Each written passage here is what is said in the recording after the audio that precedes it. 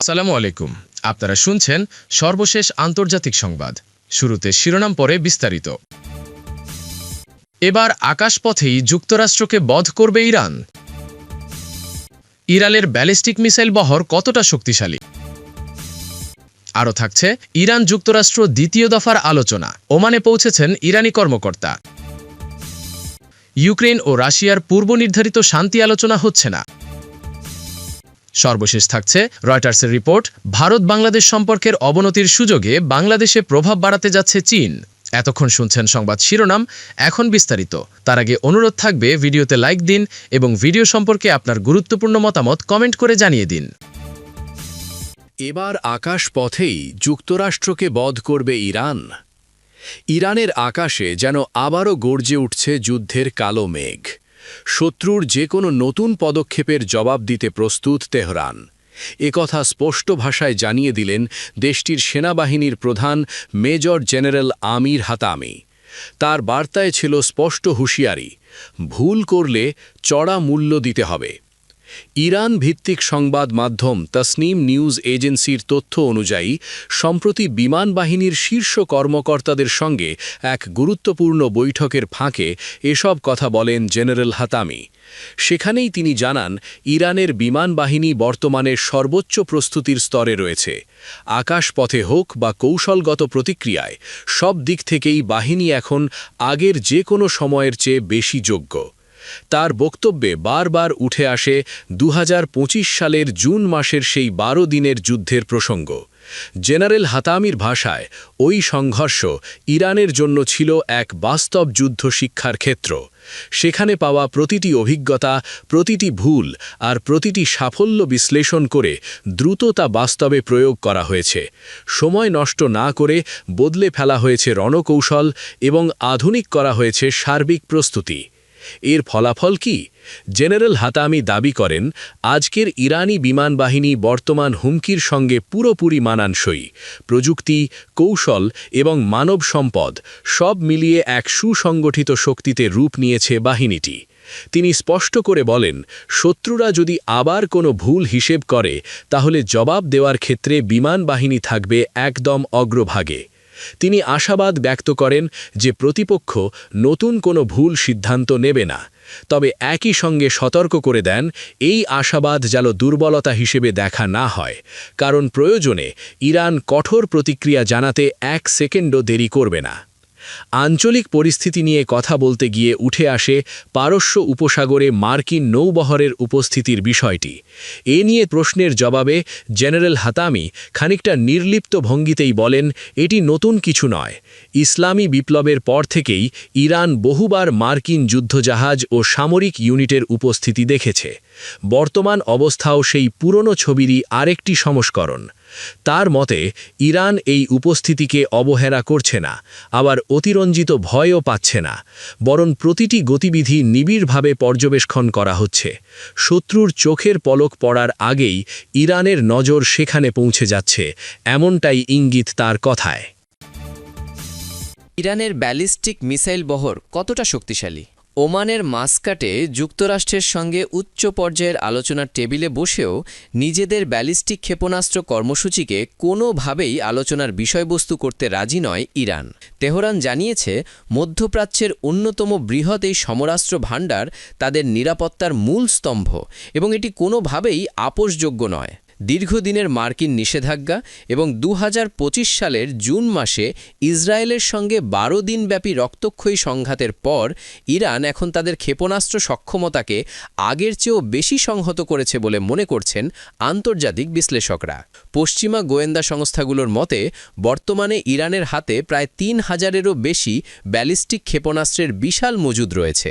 এর মধ্যে উল্লেখযোগ্য সংখ্যক ক্ষেপণাস্ত্র প্রায় 2000 কিলোমিটার বা তার থেকেও বেশি দূরের লক্ষ্যবস্তুতে নিখুঁতভাবে আঘাত হানতে সক্ষম।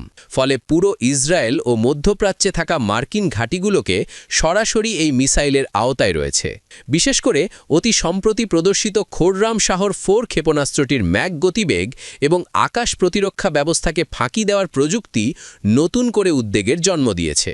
এছাড়া সেজিল, ইমাদ এবং শাহাব 3 এর মতো উন্নত প্রযুক্তির ক্ষেপণাস্ত্রগুলো ইরানকে একটি শক্তিশালী প্রতিরোধ ব্যবস্থা গড়ে তুলতে সাহায্য করেছে।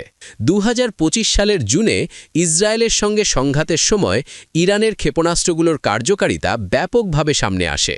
যদিও ইসরায়েল দাবি করেছিল তারা ইরানের উল্লেখযোগ্য সংখ্যক ক্ষেপণাস্ত্র লঞ্চার ধ্বংস করেছে, কিন্তু বাস্তবে দেখা গেছে ইরানের ক্ষেপণাস্ত্রগুলো ইসরায়েলের অত্যাধুনিক আকাশ প্রতিরক্ষা ব্যবস্থা ভেদ করে দেশটির কেন্দ্র ও উত্তরাঞ্চলে ব্যাপক ক্ষয়ক্ষতি সাধনে সক্ষম হয়েছে।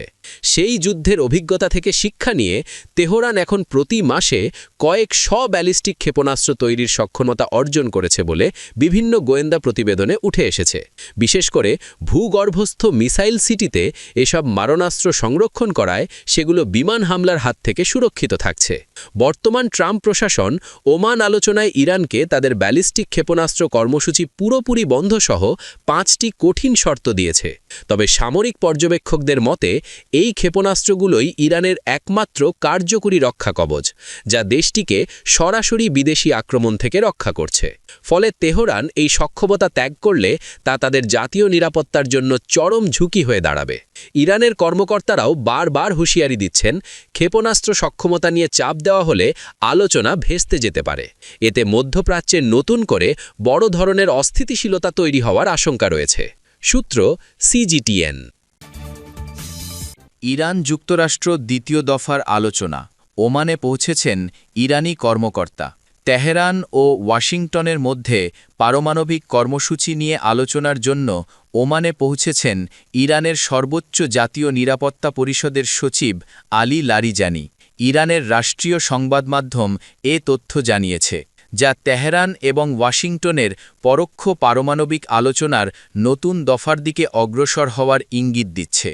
মঙ্গলবার 10 ফেব্রুয়ারি রাষ্ট্র পরিচালিত IRNA বার্তা সংস্থা জানিয়েছে, ইরানের সর্বোচ্চ নেতা আয়াতুল্লাহ আলী খামেনির ঘনিষ্ঠ উপদেষ্টা লারিজানির আলোচনার প্রধান মধ্যস্থতাকারী ওমানের পররাষ্ট্রমন্ত্রী বদর আল বুসাইদির পাশাপাশি ওমানের সুলতান হাইথাম বিন তারিক আল সাইদের সাথে দেখা করার কথা রয়েছে।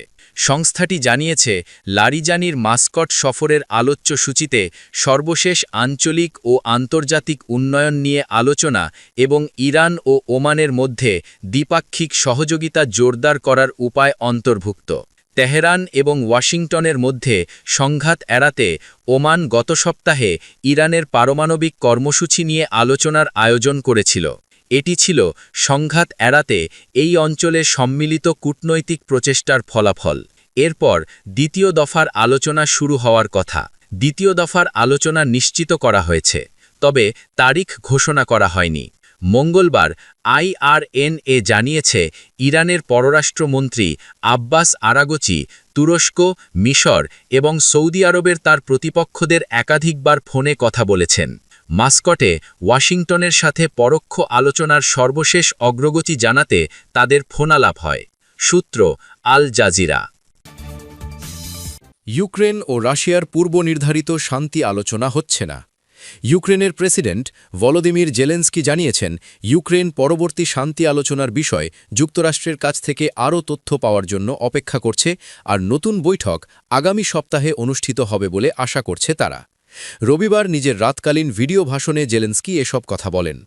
রয়টার্স লিখেছে, তার বক্তব্য থেকে ধারণা পাওয়া গেছে, রবিবার সংযুক্ত আরব আমিরাতের রাজধানী আবুধাবিতে ইউক্রেন, রাশিয়া ও যুক্তরাষ্ট্রের প্রতিনিধিদের মধ্যে পূর্বনির্ধারিত বৈঠকটি হচ্ছে না। এক সপ্তাহ আগে এই তিন পক্ষ ইউক্রেন যুদ্ধ অবসানের লক্ষ্যে আবুধাবিতে শান্তি আলোচনায় মিলিত হয়েছিল। খবর কিয়েভ টাইমসের। ওই আলোচনায় কোনো ফলাফল না আসায় পরবর্তী রবিবার ফের আবুধাবিতে ত্রিপক্ষীয় বৈঠকের সূচি নির্ধারণ করা হয়েছিল। জেলেনস্কি বলেন, আমরা আমেরিকান পক্ষের সঙ্গে ধারাবাহিক যোগাযোগ রেখে চলেছি, আর তাদের কাছ থেকে পরবর্তী বৈঠকগুলোর বিষয়ে বিস্তারিত সুনির্দিষ্ট বিবরণ আশা করছি। ইউক্রেন সব কার্যকর মাধ্যমে কাজ করতে প্রস্তুত। এটা গুরুত্বপূর্ণ যে বৈঠকগুলো অনুষ্ঠিত হচ্ছে আর ফলাফল আসছে। আগামী সপ্তাহে বৈঠক হবে বলে আমরা আশা করছি, আর সেই অনুযায়ী প্রস্তুতি নিচ্ছি। রবিবার ফ্লোরিডায় ক্রেমলিনের দূত কিরিল দিমিত্রিয়েভের সঙ্গে মার্কিন প্রতিনিধিদের এক বৈঠক অনুষ্ঠিত হয়। এতে মার্কিন পক্ষের নেতৃত্ব দেন প্রেসিডেন্ট ডোনাল্ড ট্রাম্পের বিশেষ দূত স্টিভ উইটকফ। তিনি এই আলোচনাকে ইতিবাচক ও গঠনমূলক বলে বর্ণনা করেছেন। উইটকফ আলোচনায় অগ্রগতির মূল বিষয় হিসেবে ভূখণ্ডের প্রশ্নটিকে এককভাবে তুলে ধরেছেন। মস্কো চায় কিয়েভ তাদের পুরো দনবাস অঞ্চল রাশিয়াকে ছেড়ে দেউক, কিন্তু ইউক্রেন রাশিয়ার দাবি প্রত্যাখ্যান করে আসছে। ইউক্রেন যুদ্ধ অবসানে কূটনৈতিক উদ্যোগে নেতৃত্ব দিয়ে আসছে ওয়াশিংটন।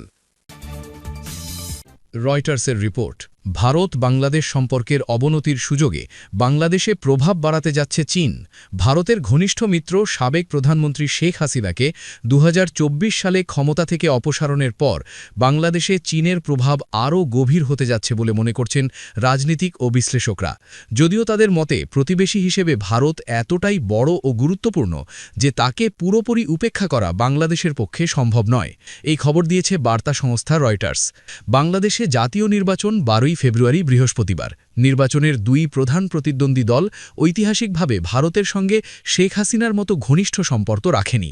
২০০৯ সাল থেকে টানা ১৫ বছর ক্ষমতায় থাকা শেখ হাসিনার আওয়ামী লীগ সরকার ছিল নয়াদিল্লির ঘনিষ্ঠ মিত্র। বর্তমানে আওয়ামী লীগের কার্যক্রম নিষিদ্ধ, আর শেখ হাসিনা স্বেচ্ছা নির্বাসনে ভারতে অবস্থান করছেন। এদিকে চীন ঢাকায় বিনিয়োগ ও কূটনৈতিক তৎপরতা জোরদার করেছে। সর্বশেষ বাংলাদেশ ভারত সীমান্তের কাছে একটি ড্রোন কারখানা স্থাপনের লক্ষ্যে একটি প্রতিরক্ষা চুক্তি সই করেছে বেইজিং। চীনের রাষ্ট্রদূত ইয়াও ওয়েনকে নিয়মিতভাবে বাংলাদেশি রাজনৈতিক, সরকারি কর্মকর্তা ও সাংবাদিকদের সঙ্গে বৈঠক করতে দেখা যাচ্ছে। চীনা দূতাবাসের ফেসবুক পোস্টে তা স্পষ্ট। এসব বৈঠকে তিনি বিলিয়ন ডলার মূল্যের অবকাঠামো প্রকল্প সহ দ্বিপাক্ষিক সহযোগিতা নিয়ে আলোচনা করছেন। বাংলাদেশ জাতীয়তাবাদী দল বিএনপির চেয়ারম্যান, প্রধানমন্ত্রী পদে প্রার্থী তারেক রহমানের পররাষ্ট্র বিষয়ক উপদেষ্টা হুমায়ুন কবির বলেন, বাংলাদেশের মানুষ মনে করে শেখ হাসিনার অপরাধের সঙ্গে ভারত জড়িত। তিনি আরও বলেন, যে দেশ একজন সন্ত্রাসীকে আশ্রয় দিচ্ছে এবং আমাদের দেশকে অস্থিতিশীল করতে দিচ্ছে, সেই দেশের সঙ্গে সম্পর্ক বা ব্যবসা মানুষ মেনে নেবে না। তবে তারেক রহমান নিজে কিছুটা সংযত ভাষায় রয়টার্সকে গত সপ্তাহে বলেন, আমরা সব দেশের সঙ্গেই বন্ধুত্বপূর্ণ সম্পর্ক রাখতে চাই, কিন্তু অবশ্যই আমাদের জনগণ ও দেশের স্বার্থ রক্ষা করেই তা করব।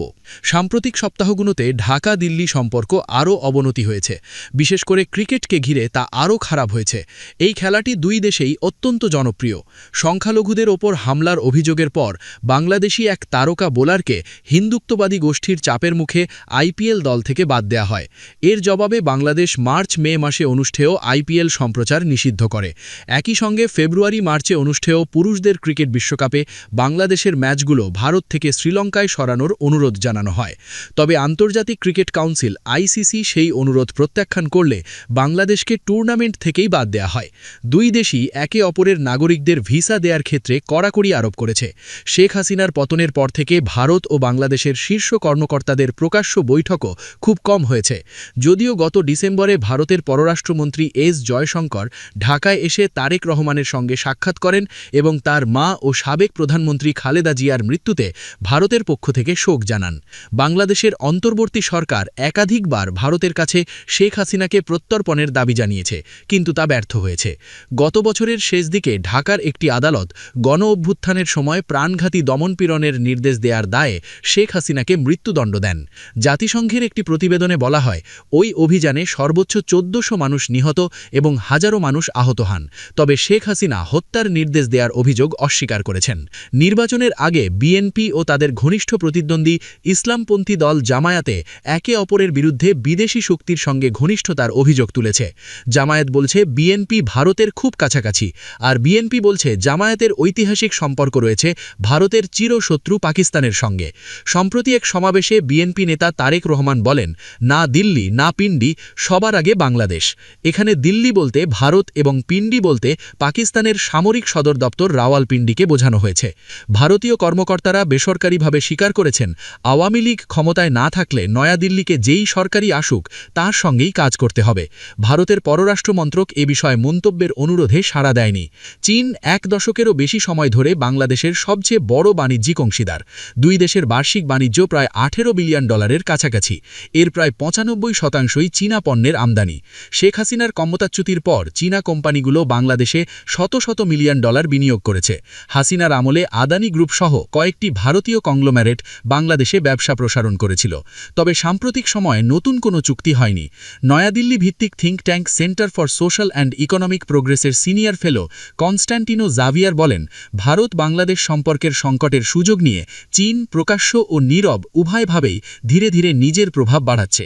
তিনি আরও বলেন, যুক্তরাষ্ট্রের সম্পৃক্ততা কমে যাওয়া এবং ট্রাম্পের শুল্ক যুদ্ধের সুযোগ কাজে লাগিয়ে চীন নিজেকে আরও বিশ্বাসযোগ্য ও পূর্ব অনুমেয় অর্থনৈতিক অংশীদার হিসেবে তুলে ধরতে পেরেছে।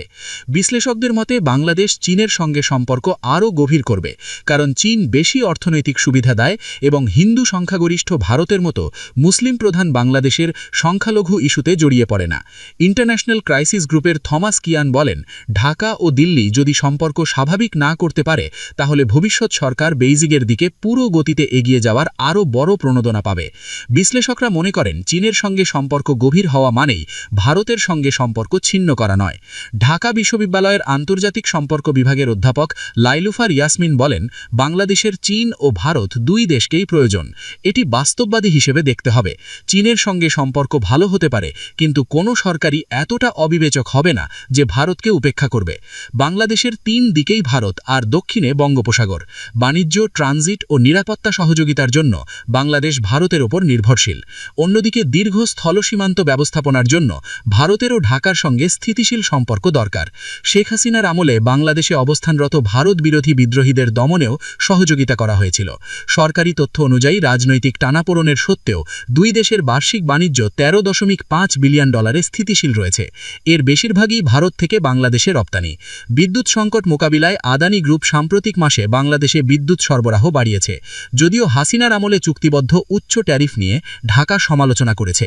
1971 সালে পাকিস্তানের বিরুদ্ধে বাংলাদেশের স্বাধীনতা যুদ্ধে ভারত সহায়তা করলেও দীর্ঘদিনের অভিযোগগুলোর মধ্যে রয়েছে পানি বণ্টন সমস্যা, সীমান্তে হত্যা এবং অনেক বাংলাদেশির চোখে ভারতের পক্ষ থেকে শেখ হাসিনার অজনপ্রিয় শাসনকে বৈধতা দেওয়া। জামায়াত সমর্থিত জেন জি প্রজন্মের ঘনিষ্ঠ নতুন রাজনৈতিক প্ল্যাটফর্ম ন্যাশনাল সিটিজেন পার্টির নেতারাও বলেছেন, ভারতের বিষয়ে কঠোর অবস্থান। এনসিপির প্রধান নাহিদ ইসলাম রয়টার্সকে বলেন, এটা শুধু নির্বাচনী বক্তব্য নয়, তরুণদের মধ্যে ভারতের আধিপত্যবোধ গভীরভাবে অনুভূত হচ্ছে, আর সেটাই এই নির্বাচনের অন্যতম প্রধান ইস্যু।